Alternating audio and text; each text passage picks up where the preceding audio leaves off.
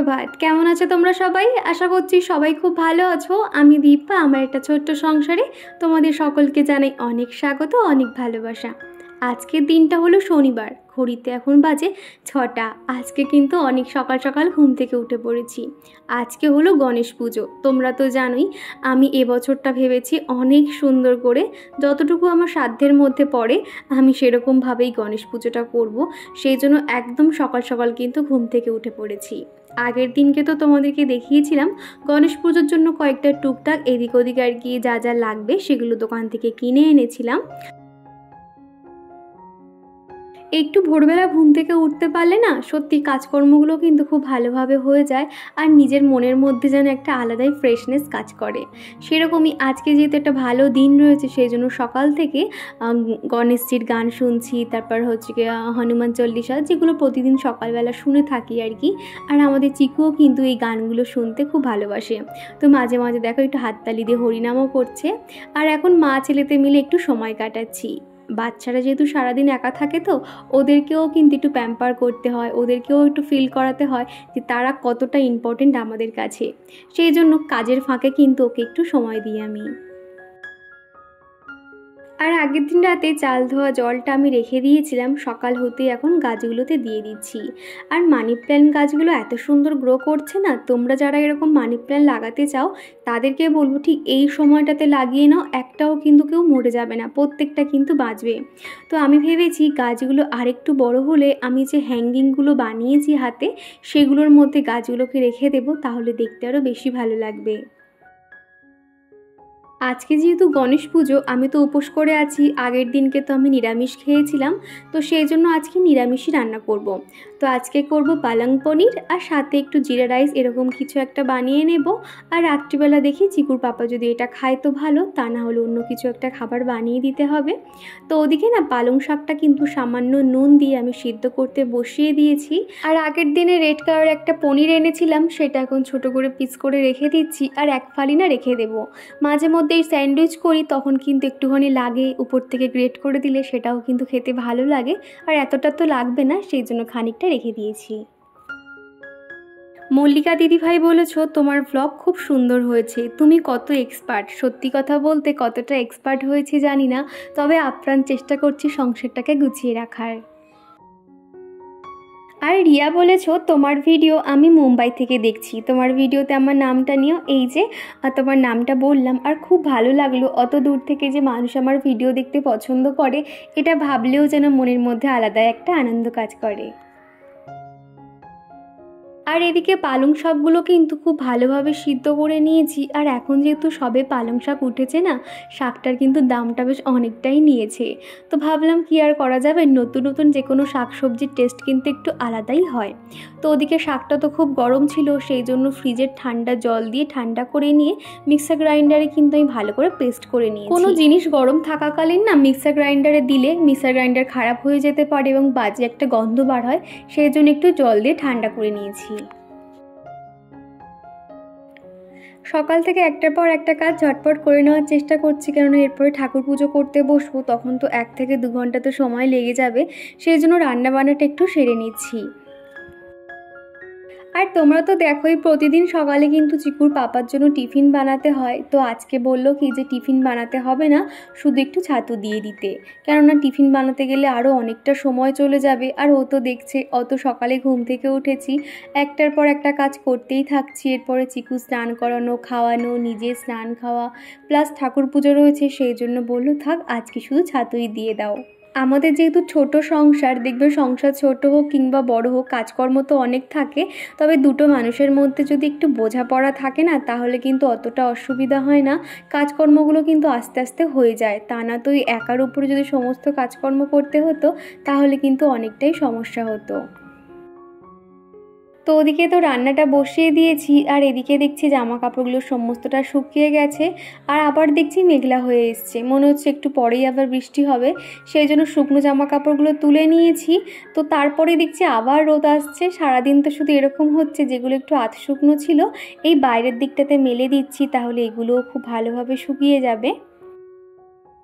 আর এই সময়টাতে কিন্তু সবাই দেখছি জামা কাপড় ছাদে দিয়ে রোদ খাওয়ায়, কিন্তু আমার এখানে না ওই সময়ের অভাবে আমি আর সেগুলো সাহস পাচ্ছি না ওই জামা কাপড়গুলো টেনে টেনে বার করব। আগে যখন শ্বশুরবাড়িতে থাকতাম তখন তো আমার খুব একটা জিনিসপত্র ছিল না, তবে আমার শাশুড়ি মার তো অনেক শাড়ি জামা কাপড় ছিল, সেগুলো কিন্তু আমি একা তখন সমস্তটাই রোদ খাওয়াতাম। তখন তো চিকু হয়নি, একা তো অত ঝামেলাও থাকতো না, আমার তো জামা কাপড় ভাঁজ করতে খুব ভালো লাগে। তখন শাশুড়ি মার দুটো আলমারি ভর্তি শাড়ি নিজে না সারা দুপুর না ঘুমিয়ে গুছিয়ে গুছিয়ে রাখতাম, রোদ খাওয়াতাম, একদিন করে এইগুলো করতাম। আর এই জিনিসগুলো কিন্তু আমাদের মনে করিয়ে দেয় যে দুর্গাপুজো আসছে। তবে এখানটাতে না সেরকম একটা কিন্তু ফিল হচ্ছে না। আমাদের বাড়ির ওখানে আশপাশে যেরকম একটু মাইকে গান শোনা যায় কিংবা প্যান্ডেল তৈরি হয়, এই পাশটা তো অতটা হচ্ছে না।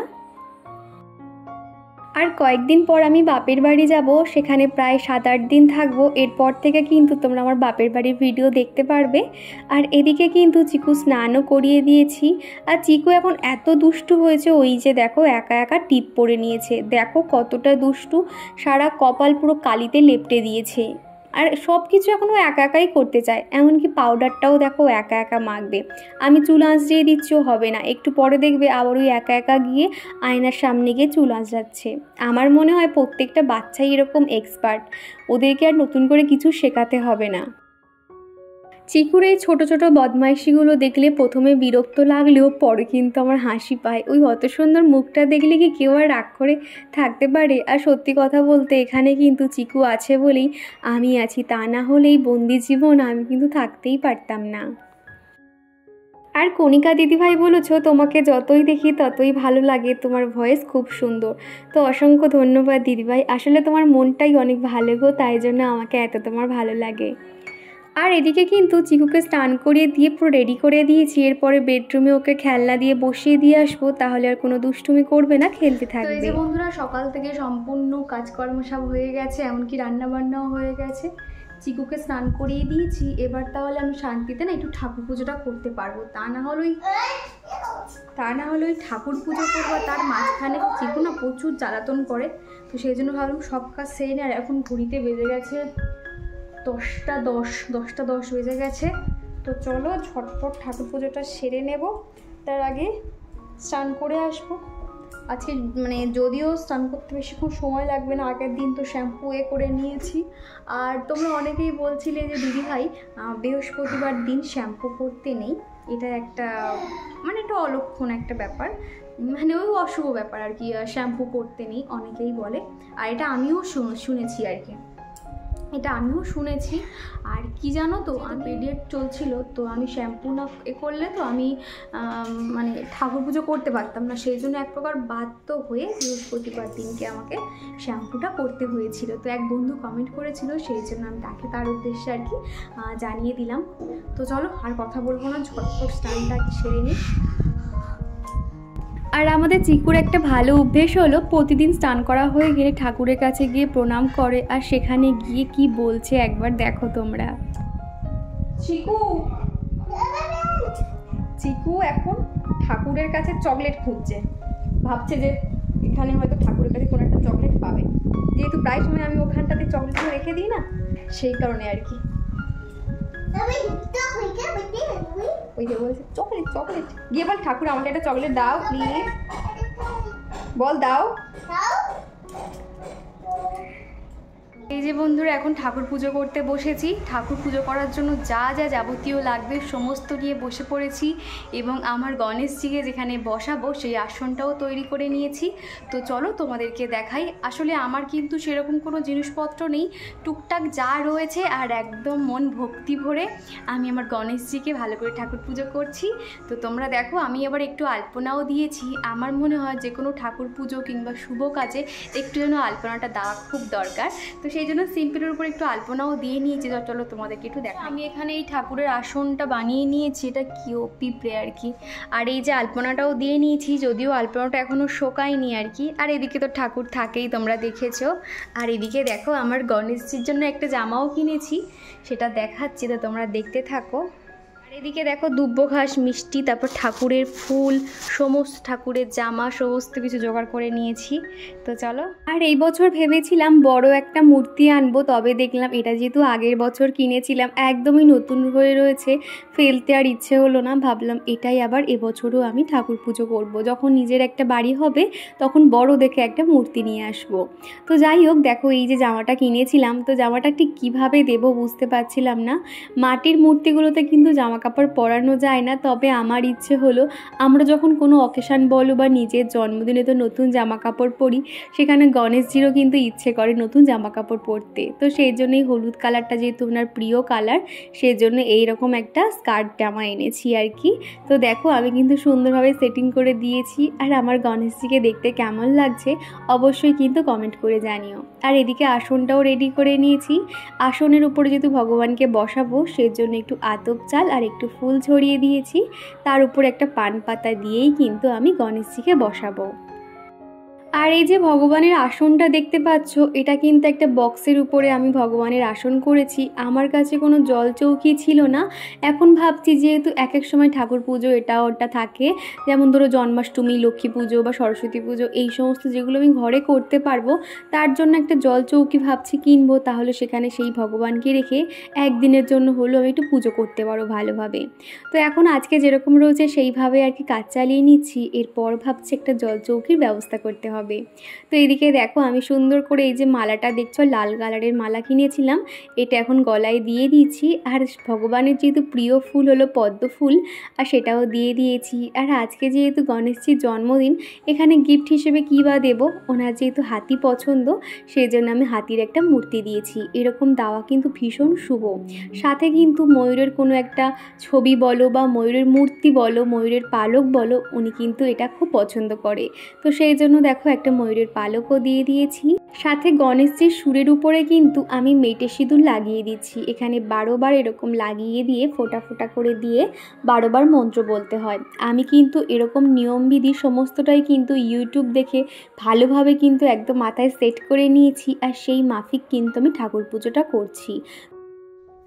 ওং গ্রণ গণপতয়ে নমঃ, ওং গ্রণ গণপতয়ে নমঃ, ওং গ্রণ গণপতয়ে নমঃ, ওং গ্রণ গণপতয়ে নমঃ, ওং গ্রণ গণপতয়ে নমঃ, ওং গ্রণ গণপতয়ে নমঃ, ওং গ্রণ গণপতয়ে নমঃ, ওং গ্রণ গণপতয়ে নমঃ। ওং জয় শ্রী গণেশের জয়, ওং শ্রী গণেশের জয়, ওং শ্রী। আর এখানে কিন্তু 108 বার ওং গ্রণ গণপতয়ে নমঃ কিন্তু আমি মন্ত্রটা পাঠ করে নিয়েছি। এই মন্ত্রটা কিন্তু ভীষণ ভালো একটা ফলপ্রদ। লম্বোদরায় বিকটতায় বিঘ্ন রাজ্যতায়, ওং ধর্মবর্ণায় নমঃ, ওং মহাদেবায় নমঃ, ওং বিনাকায় নমঃ, ওং গণপত্যায় নমঃ, ওং গজাননায় নমঃ। জয় শ্রী গণেশের জয়, জয় শ্রী গণেশের জয়, ওং বক্রতুণ্ডায় হুম। আর এখানে কিন্তু আমি প্রতিদিনই কিন্তু যখনই ঠাকুর পুজো করি সকালবেলা করে গণেশজিকে যখন পুজো করি, তো এরকম গণেশজির ভুঁড়িতে একটু হাত বুলিয়ে দিলে উনি কিন্তু খুব খুশি হয়। আর তুমি কিন্তু এরকম হাত বুলিয়ে যা মনস্কামনা চাইবে সেটা কিন্তু খুব তাড়াতাড়ি উনি পূর্ণ করে দেয়। আজকেও সেরকম আমি একটু গণেশজির পেটে হাত বুলিয়ে দিয়ে আমার মনস্কামনা জানিয়েছি ওনাকে।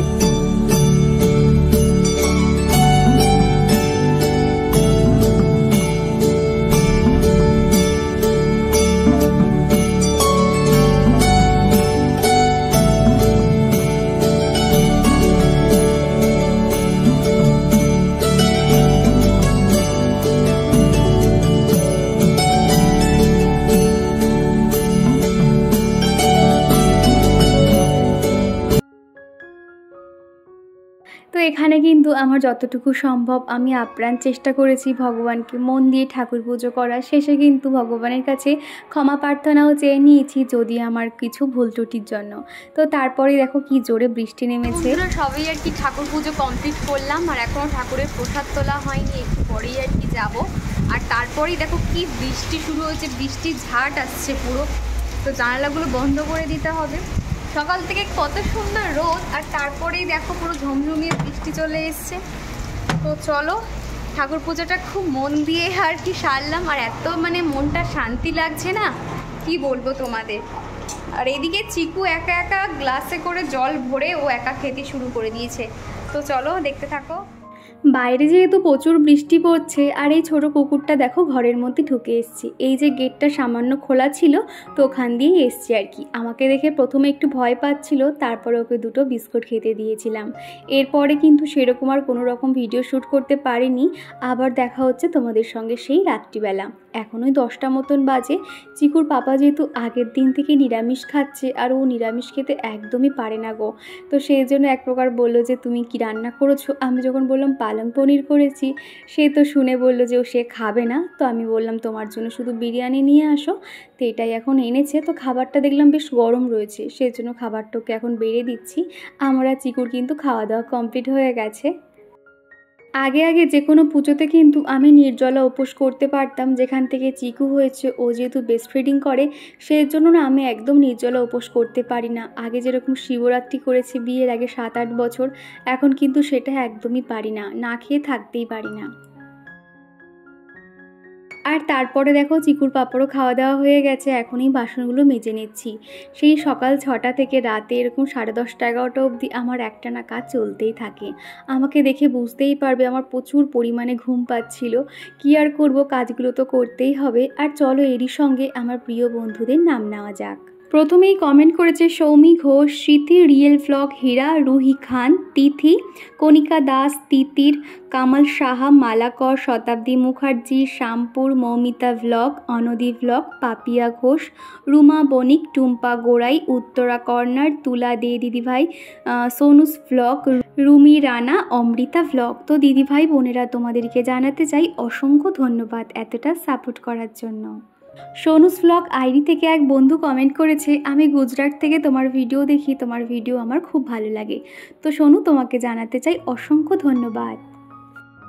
আর টুম্পা দিদিভাই বলেছ, সত্যি বোন তুমি মাত্র 3 বছরে উপযুক্ত গৃহিণী হয়ে উঠেছ।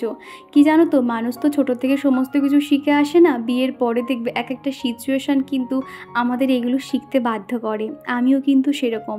বিয়ের পর কিন্তু শাশুড়ি মা আমাকে কখনোই রান্না করতে দিতেন না, উনি রান্না করতো, আমি হাতে হাতে জোগাড় করে দিতাম। আর এখন দেখো সমস্তটাই আমি নিজে হাতে করতে শিখে গেছি। তো যাই হোক, তোমাদের সাথে কথা বলতে বলতে প্রতিদিনের মতন রান্নাঘরটাকে কিন্তু সুন্দর করে পরিষ্কার করে নিয়েছি। আর এখন রাত্রিবেলা একটুখানি ড্রাই ফ্রুট ভিজিয়ে দিচ্ছি, আর একটু ছোলা, কাঁচা ছোলা আর একটু মটরও ভিজিয়ে দেবো, সাথে বাতাসার জল। প্রতিদিন রাতে এরকম কিছু না কিছু একটা ভিজিয়ে রাখি সকালে খাওয়ার জন্য, সাথে একটু ইসবগুলো দিয়ে দেবো।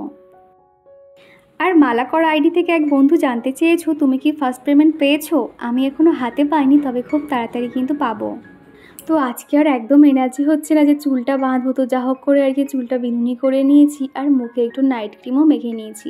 তো এখানে কিন্তু আমি লোটাসের নাইট ক্রিমটা ব্যবহার করছি, আর তারপর একটু বডি লোশন নিয়ে নিচ্ছি। এটা হলো নিভিয়ার একটা বডি লোশন, স্কিনটা খুব সুন্দর সফট থাকে। আর এই বর্ষার ওয়েদারে না স্কিনটা কেমন যেন ড্রাই হয়ে যাচ্ছিলো, সেই কারণে আর কি। তো এই যে বন্ধুরা, ঘড়িতে এখন বেজে গেছে 11:15। তো দেখলেই তো আমি স্কিন কেয়ার সেরে নিয়েছি, আর এখন একটু শুতে চলে যাব। তো খানিকটা ফোনের এডিটিংয়ের কাজ আছে, সেগুলো একটু দেখে নেব। আর চিকু এখন কি জোরে জোরে ফোন দেখছে জানো তো, আমি না যাওয়া অবধি কিন্তু ঘুমোবে না। তো চলো আজকের ভিডিওটা এখানেই শেষ করছি। ভিডিওটা কেমন লাগলো অবশ্যই কমেন্ট করে জানিও। ভিডিওটা কোথাও ভালো লেগে থাকলে একটা লাইক করে দিও। আবারও তোমাদের সঙ্গে দেখা হচ্ছে এরকম একটা কোনো সুন্দর ভিডিওর সঙ্গে। ততক্ষণে তোমার সবাই ভালো থেকো, সুস্থ থেকো, টাটা।